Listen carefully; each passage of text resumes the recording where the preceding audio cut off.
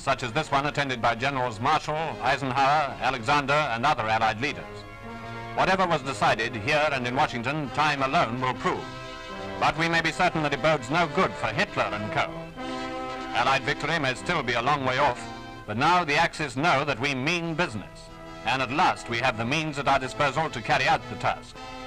No doubt remains about the outcome of the war. Long ago, the Prime Minister promised us blood, tears, and sweat, crowned by final victory. Ultimate victory is at last in sight, and we can recognize how much we owe to the dogged resolution, the unconquerable spirit of Winston Churchill.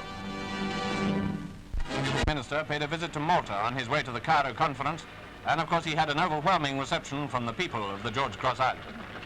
Whether inspecting the damage done by thousands of attacks, whether talking with the people of Malta about reconstruction and the future of the island, or merely appearing before the crowds, Winston Churchill received ovation after ovation. Not surprising, after all, that Britain's victory planner should be cheered to the echo by people who gave such great proof of their own resolution and their own invincibility. The first pictures of the Cairo conference consist of groups showing the principals by themselves and with their chief advisors.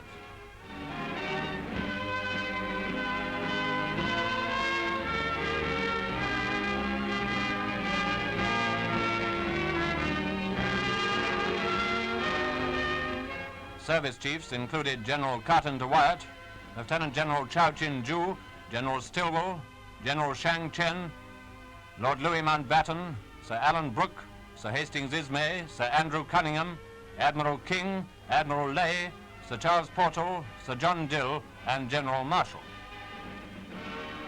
Quite an army of press and newsreel cameramen got into the picture too. Madame Chiang Kai-shek's prominence at this Down with Japan conference is a unique historical event. Part of her work was to act as interpreter for her husband, the Generalissimo.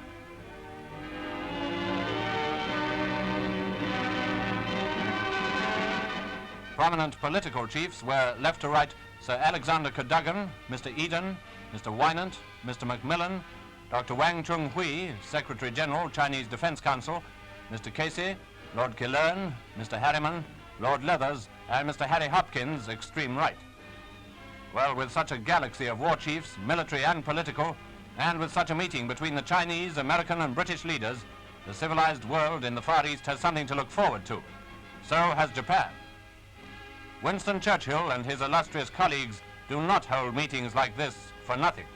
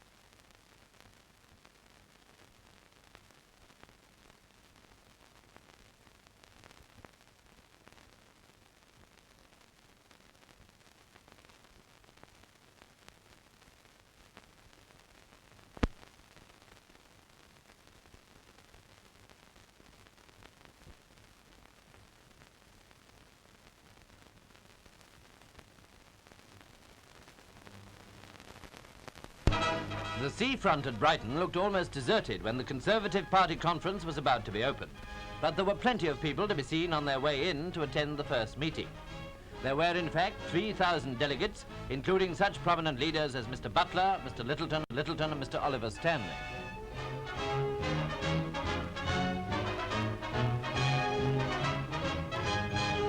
Lord Walton, chairman of the party organisation, paused for a moment to say a few words before entering.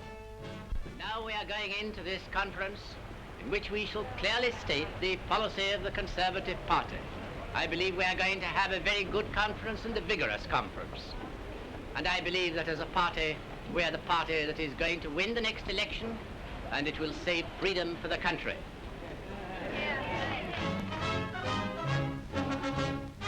One of the most important speeches of the day was made by Mr. Anthony Eden. After saying what he thought about the record of the socialist government, he went on as follows. At the same time, we know, you and I, that it's impossible to go up and down this country today without hearing on all sides, what would the Tories do about it? And it does seem to us to be our duty to answer this question.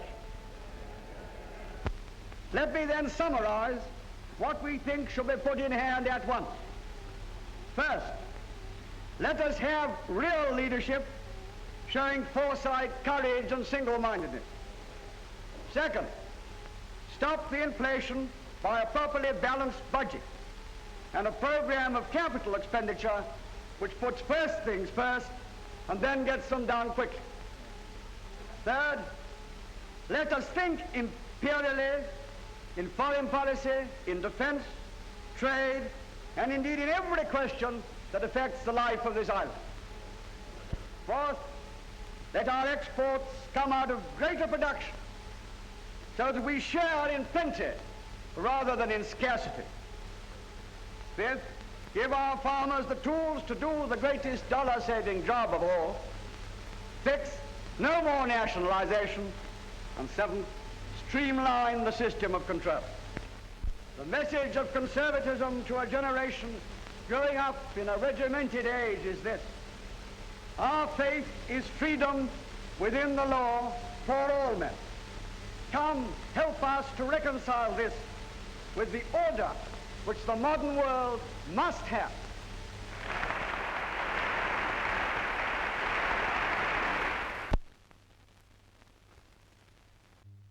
Around the stricken neighbourhood of Lynmouth, a police barrier is thrown to prevent casual spectators, however sympathetic, from impeding the work of salvage and rescue. Anxious to assess at first hand the needs of the situation, an official visitor, the Minister of Housing and Local Government, makes a tour of the devastated village. While he walks among the ruins, yet another victim, washed up on the shore, is brought in on a stretcher.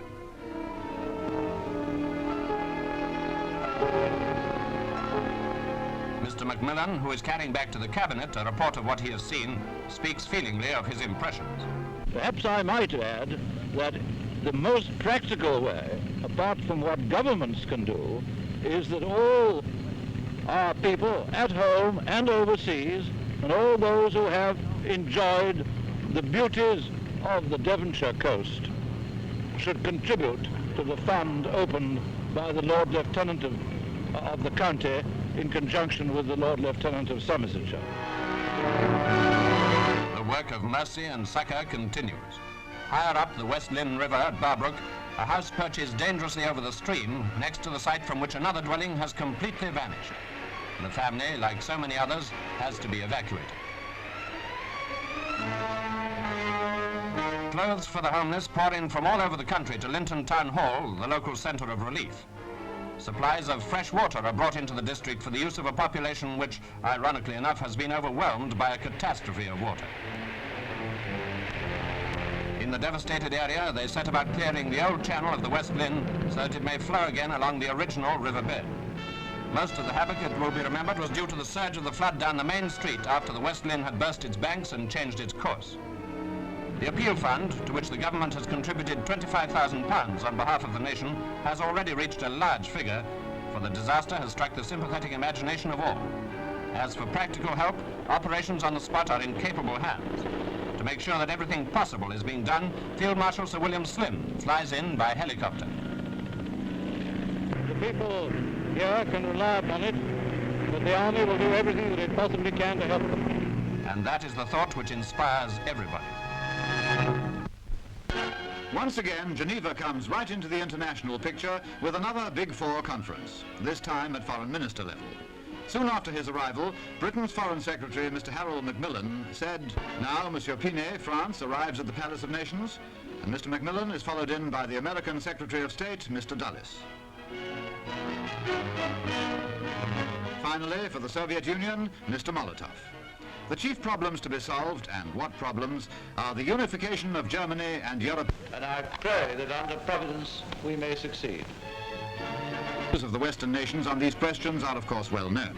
But could the Russian attitude be reconciled with them? It may take more than the so-called spirit of Geneva to do it. But the cricket 11, Richard Hearn posing with both sides. And now the stage with Dennis Compton adding. The stage fielded first in this Sackville College charity match at East Grinstead. Lord Kilmuir had a noble knock of 15. Richard Mr. Pastry Hearn bowled with old-time cunning and eventually secured the wicket of the Foreign Secretary in brown boots. John Mills sent down some well-rehearsed balls, which Major Lloyd George turned into smash hits. Richard Attenborough was knocked out when trying to catch one in the deep. He was taken to hospital and had 12 stitches in a head wound. Mr. Pastry's fielding was up to his own standard, so was his general conduct throughout the match, which was a draw in more senses than one.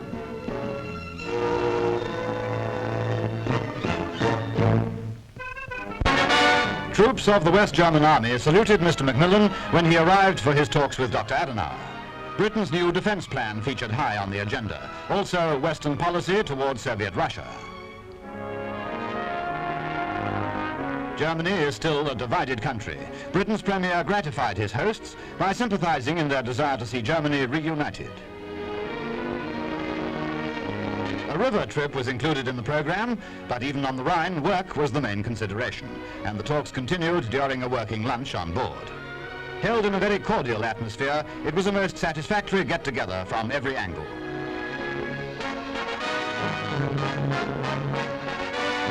Before leaving, Mr. Macmillan signed the Golden Book in the City Hall to record a visit which he himself described as most successful.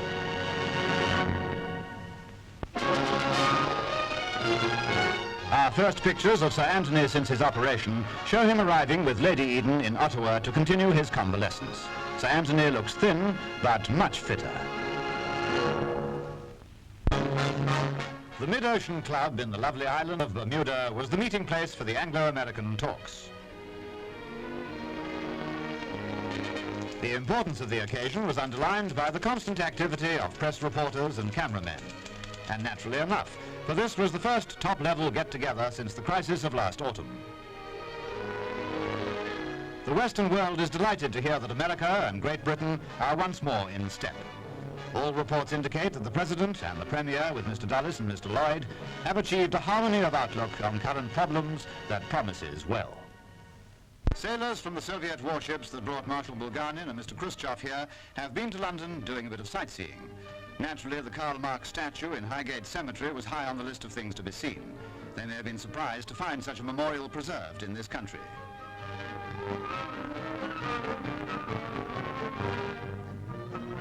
The cenotaph in Whitehall was included in the round London tour made by the Soviet Premier and the Communist Party Secretary. They came to pay a tribute to the fallen and laid a large wreath.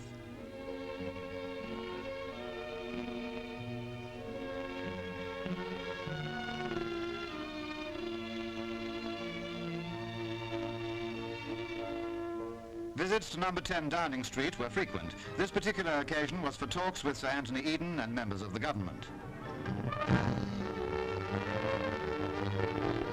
On leaving, the Russian leaders stepped quickly down to their car and were off again.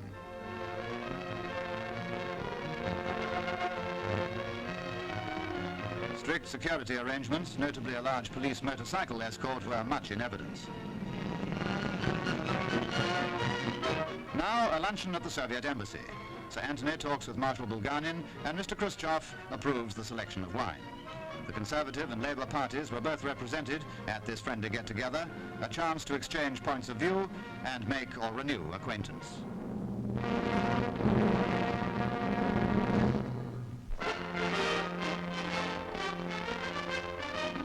Queen, guest of the Duke of Beaufort, is seen with the Queen Mother. This is Movietone. Geoffrey Sumner reporting. Cameramen have had a busy assignment at Geneva, shooting the comings and goings of the conference.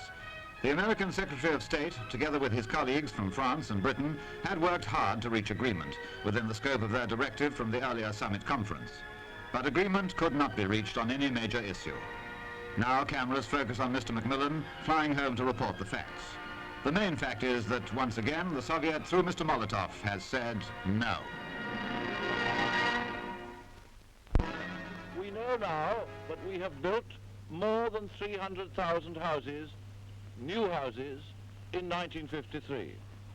And this house, which we are opening today, we have not the official returns, and I must be careful that all this is unofficial, but still, this house which I am opening today is, we believe, about number 310,000.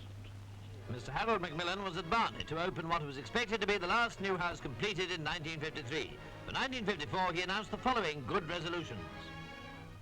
Uproot the slums, repair the sound houses, put new life into the older houses, and keep building the new houses. Mr. and Mrs. Poulton will be the tenants, and the Minister of Housing himself beckons them in to take possession on the last day of the year of the last house of the year built by the Barnet Urban District Council.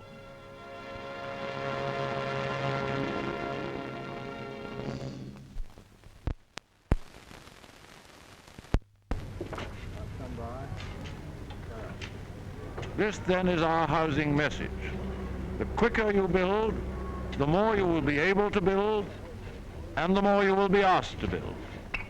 And this goes for local authorities and private enterprise alike.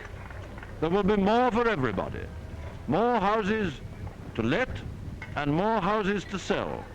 And there will be full employment for the building industry, for I can promise to keep the order book full. I am determined that the Conservative pledge on housing will be kept to the full.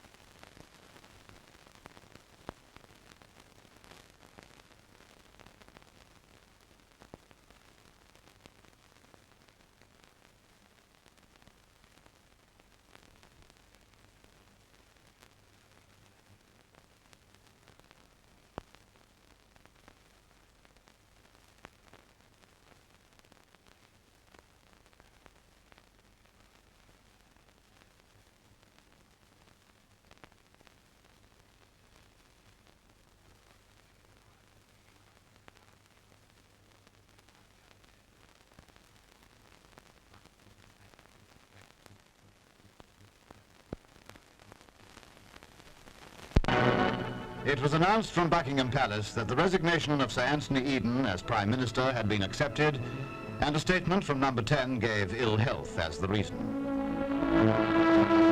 For many years of his political life, he served his country as Foreign Secretary, working and speaking for Britain at home and abroad.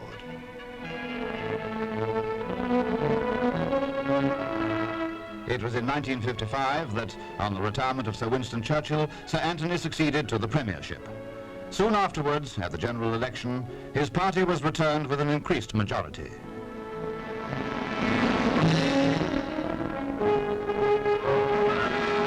Uppermost in everyone's mind, of course, is Britain's cooperation with France in the action taken to stabilize the situation in the Middle East.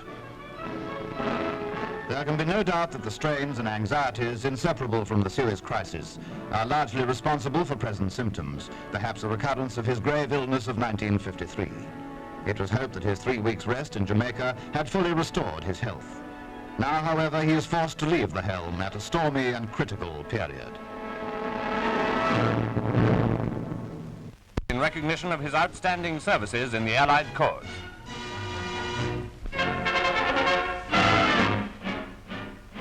During their visit to the Italian front, 5 Russian officers were entertained by General Montgomery. The senior officer was Major General Vasilyev with the glasses, the others being a colonel, 2 majors, and a lieutenant. They all had very distinguished service to their credit, and General Vasiliev was recently made a hero of the Soviet Union for his brilliant work in cutting off the German retreat from the Crimea when he captured Perikop. There must have been a very interesting exchange of views on strategy and tactics between him and the famous commander of the famous 8th Army. Let's have that one in the bag.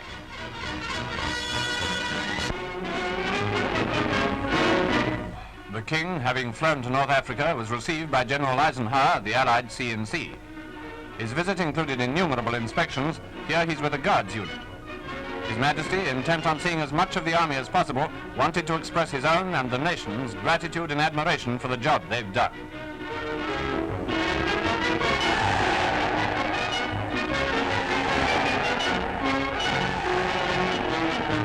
But it wasn't all one long inspection. At a rest camp on the Algerian coast, for example, his meeting with officers and men was more personal. And it was the same when he went down to a beach where hundreds of men had been having a swim. The king had come to tell the army what we all think of them. For their part, they were delighted by the visit, which came, of course, as a complete surprise.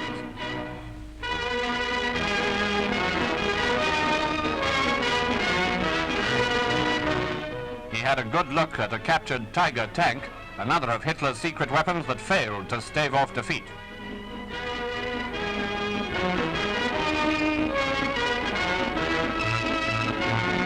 Here, Mademoiselle Lucienne Brun, a French youth organization officer, was presented before the king's tour continued.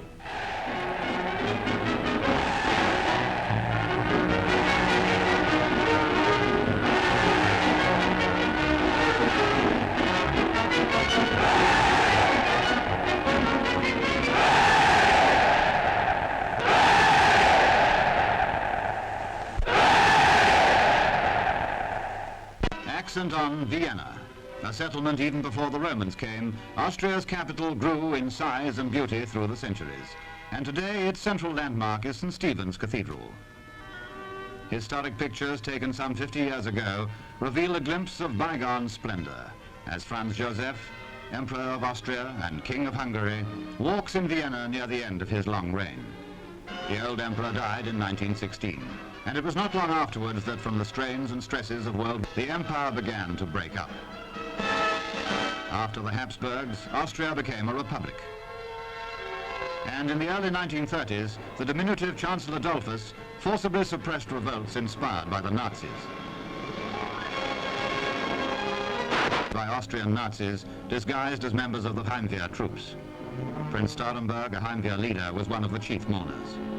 Pictures of the funeral procession recall this deadly blow to Austria's hopes of maintaining independence.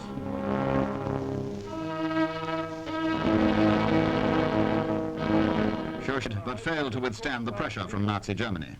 In 1938, he had to report virtual capitulation to Hitler's demands. Nazis were now included in his cabinet, the chief being Seyss-Inquart. Clearly, Vienna was already full of Nazis.